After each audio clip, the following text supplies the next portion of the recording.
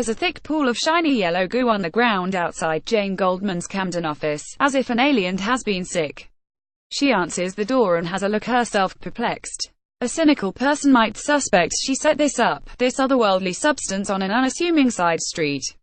Since her screenwriting debut with 2007's fairy tale romp Stardust, she has written films about the fantastical meeting the ordinary kick-ass kid with no powers becomes superhero, The Woman in Black man gets haunted by a vengeful spirit, Kingsman the Secret Service petty criminal becomes super spy, Miss Peregrine's Home for Peculiar Children kid meets paranormal prodigies.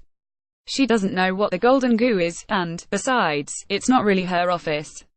She usually writes in the one at the end of her garden, but that's being renovated, so she's here for a bit, at the modest headquarters of a production company. She has made it her own though, a games console lies on the carpet, and there are books on The Walking Dead and World of Warcraft, as well as Peter Ackroyd's London the biography. She loves Ackroyd's work, and her new film, The Limehouse Golem, is an adaptation of his Victorian thriller Dan Leno and the Limehouse Golem, another story about a distorted reality, featuring a series of grisly murders attributed to a supernatural beast.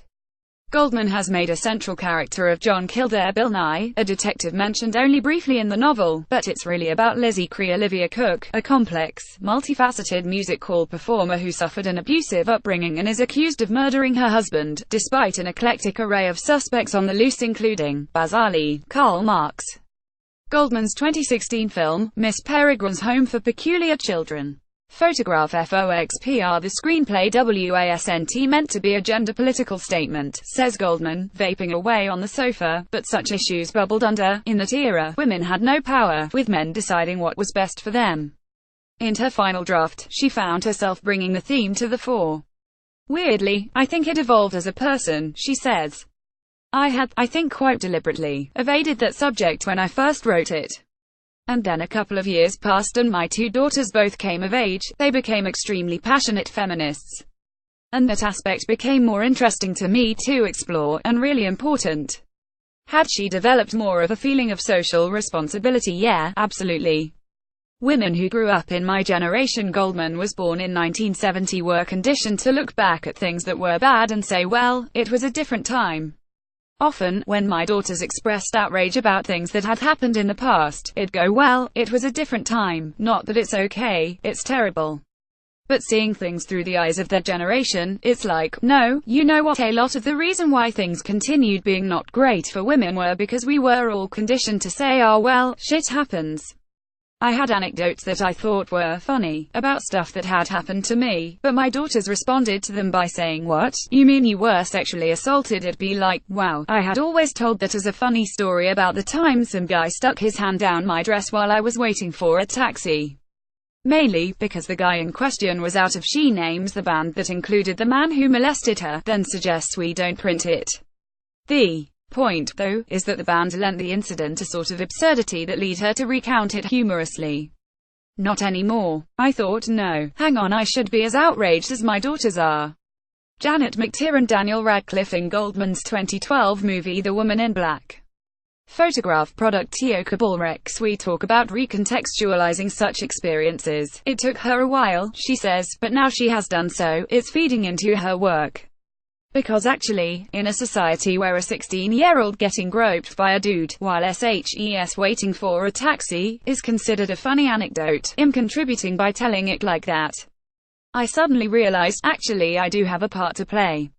Her new perspective influenced The Limehouse Golem, in how she portrays Lizzie and the male characters, whether ghoulish or good. And other social politics were at play, too. In the book, there is a passing mention of Kildare's homosexuality, and Goldman included it in the script, deeming it to be important. Maybe, she thinks, Kildare relates to Lizzie because he knows how it feels to be judged by society. Originally, Alan Rickman was cast as Kildare, and during a meeting with Goldman he gave her a really useful contribution regarding a moment in which the character's sexuality is brought up, making the scene less confrontational, more sympathetic. Yet some suggested it needn't be mentioned at all. Goldman fought for it. Everyone was going, but how does it affect the plot? I said, I'm sorry. Why does who he wants to sleep with have to affect the plot? The more people asked why he had to be gay, the more I was like, why the fuck shouldn't he be? Even when Rickman became ill, he was still determined to do the film, but his condition steadily worsened and it became impossible. "It was just heartbreaking," says Goldman. "Quite apart from the film, it's just a film, but the loss of a lovely man." Rickman was pleased that Nye, whom he knew well, was stepping in. "The film is dedicated to Rickman, and his spirit is there in Kildare," says Goldman. "Such character notes are essential for her." She says she would have done a Kingsman sequel, which she has co-written with director Matthew Vaughn, without new themes to explore. The first film was about hoodlum agent Eggsy trying to fit in. This one has him struggling to balance his life with the demands of the job, potentially sacrificing relationships for the colder reality he thought he wanted. Hit Girl, the 11-year-old potty-mouthed heroine in Kick-Ass. Photograph C. Lionsgate Everett Rex features, but Goldman says she needs that hook. SHE's not interested in writing another film about Hit Girl, Kick-Ass 11-year-old potty-mouthed heroine. In lieu of a third Kick-Ass film, after the second failed to inspire a trilogy, there has been talk of a solo Hit Girl outing instead. "In terms of exploring a young woman who's really great at fighting, that's not particularly my thing," she says. "The thing that felt to me subversive and original and incredible about Hit Girl was to be able to have a physical female lead who was great at fighting, but it wasn't sexualized. It says a lot of tragic things about our society that the only way she could be not sexualized was by being 11. But that's the grim reality, folks." Goldman does hope, however, that her adaptation of Daphne du Maurier's Rebecca will be made. She loved the book growing up, and has been attached to a new production for a few years. She is drawn to the story's moral ambiguity. "And actually," she says, "it would be an interesting challenge to make it right now, because I think we're still at that stage with female characters where they're not really allowed to be flawed. There are myriad exceptions," she says. She loves Alice Lowe's work, but generally she thinks that writers, trying to improve on the work of previous generations, are inclined to make female characters physically powerful, utterly moral, heroic. They can be sneaky, but only in the cause of absolute righteousness. "And I like the complexity of the second Mrs. De Winter," she says of Rebecca's female lead. "Your feelings towards her change the whole time. And when you root for her you feel slightly dirty. You really question yourself afterwards." SHE's visibly excited. "It's contagious." The Limehouse Golem is in cinemas on the 1st of September. Kingsman: The Golden Circle is in cinemas the 20th of September.